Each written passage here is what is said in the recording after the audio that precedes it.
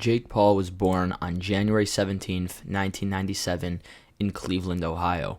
Paul's early rise to fame started when he began posting clips to Vine in September of 2013.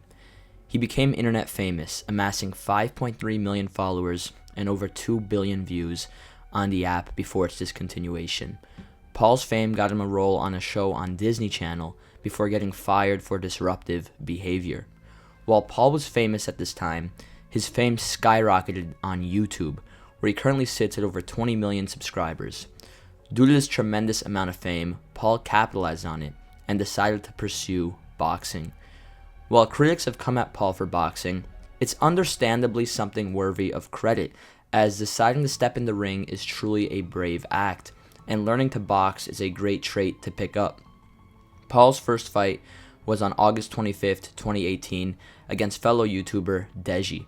This was an amateur fight on a huge card, serving as the co-main event for Logan Paul versus KSI. In a decent showing, Paul stopped Deji in the 5th round. Paul took things to the next level, making his professional boxing debut on January 30th, 2020, in Miami against Eneson Gibb. It was a demolition, with Paul stopping Gibb in the 1st round. Interestingly enough, this win has aged tremendously for Paul, as Gibb has proven to be one of the best influencer boxers since this defeat. Paul came back 10 months later to take on former NBA player Nate Robinson on the Mike Tyson versus Roy Jones undercard. Paul humiliated Robinson, dropping him multiple times before putting him to sleep in the 2nd round. Paul has shown that even though he's beaten nobodies, he has genuine raw talent. 4.5 months later, Paul took on his first real fighter, taking on Ben Askren. While Askren was a real MMA fighter, his stand-up was horrid. Not to mention, he was on the losing end of the quickest KO in UFC history, getting KO'd in 5 seconds by Jorge Masvidal. It was a quick fight, with Paul stopping the overmatched Askren in the 1st round. Paul took a step up in competition, fighting Askren's friend, Tyron Woodley. This was a genuine step up, and Woodley was a UFC champion and actually showed boxing capability in his career. However, just like Askren, Woodley was washed up, coming off of multiple defeats, and was very well out of his prime. Woodley gave Paul a stiff test, rocking Paul in the fight and only losing by a split decision. After this win for Paul, there was buzz for him to take on Love Island star Tommy Fury. Unfortunately, Fury had to pull out, making Paul rematch Woodley. While the Fury fight was preferred, a Woodley rematch was still a fun fight. In the bout, it was much more boring than the first fight. Constant holding, ugly inside work, and honestly a very forgettable first 5 rounds. However, those rounds are forgotten because Paul had one of the best knockouts of the year, putting Woodley to sleep in the 6th round.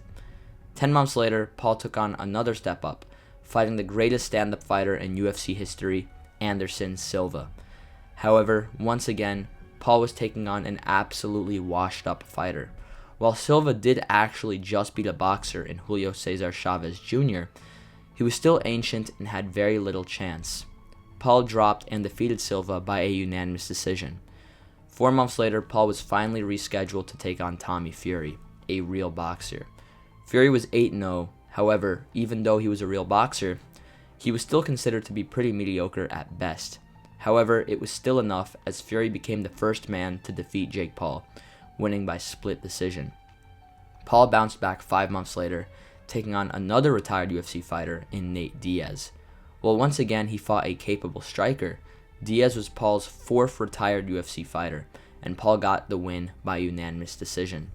Since the Diaz victory, Paul has fought 2 unknown pro fighters that we can only assume were either paid off or very well complete amateurs with padded records, as they both folded in 1 round against Paul. Since the Diaz fight, Paul has lost a lot of publicity, as these fights were against no-names after the Diaz bout, taking Paul out of the spotlight.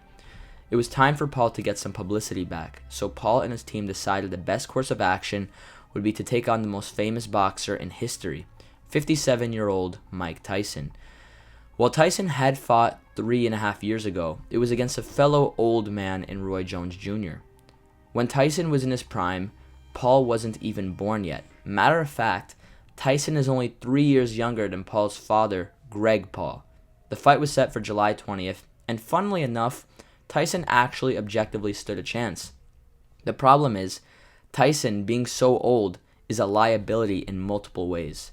First off, the reason the fight got postponed is due to Tyson having a literal ulcer flare-up.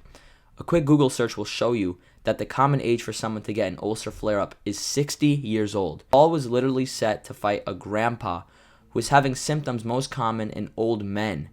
If this fight happened and Paul ended up knocking out Mike Tyson, it would have been a disgusting scene.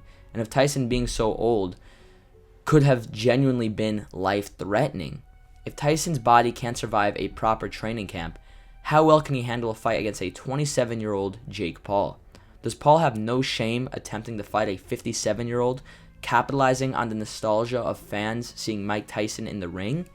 Jake Paul taking on an out-of-prime UFC fighter, taking on influencers, and fighting unknown boxers taking a dive. That was one thing, but fighting a 57-year-old who has stomach ulcers is another.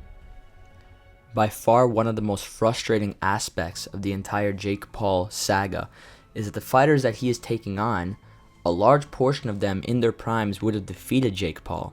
A prime Anderson Silva would have stopped Jake Paul, or at least dominated him on the feet.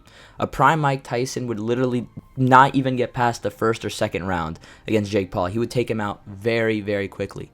You can even argue a prime Tyron Woodley would have a very good shot against Jake Paul, because when you look at the two fights that Paul had against Woodley, the first fight ended up being a split decision where Paul deserved the win but had a very difficult outing. That was Woodley out of his prime. Imagine Woodley in his prime, even 4 to 5 years prior. When you look at a Nate Diaz fight against Jake Paul, who knows? A prime Nate Diaz would have been very capable, as an out-of-prime Nate Diaz still gave Paul a pretty competitive fight. He lost clearly and got dropped, but he gave Paul a difficult outing. So the fact that Jake Paul is taking on fighters not just out of their prime, not just washed up, but also fighters out of their prime that would have definitely beaten Jake Paul in their primes, is a very frustrating sight. When you go to Google Images and you see a picture of Jake Paul dropping Anderson Silva, it's a very sad thing to see. It is very belittling to Silva in his career, because you look at the all-time great that Silva is and what he's accomplished, and you see Jake Paul being the guy to drop him. It's almost a laughable sight, but it's also a pretty sad sight and a very unfortunate sight. And I bet this sight would be 10 times worse if he ended up being able to drop Mike Tyson, especially knock out Mike Tyson. You got to realize, if Jake Paul ended up knocking out a 57-year-old Mike Tyson, that would be such a disgusting scene, as I mentioned previously. It would be such a terrible act, and it's further proof that the fight shouldn't happen, because unless Mike Tyson defeats Jake Paul, it's a lose-lose for the fans of true fighting. Thank you to everyone who's tuned in, especially if you made it this far. Once again, thank you very much, and I'll see you guys next time. God bless.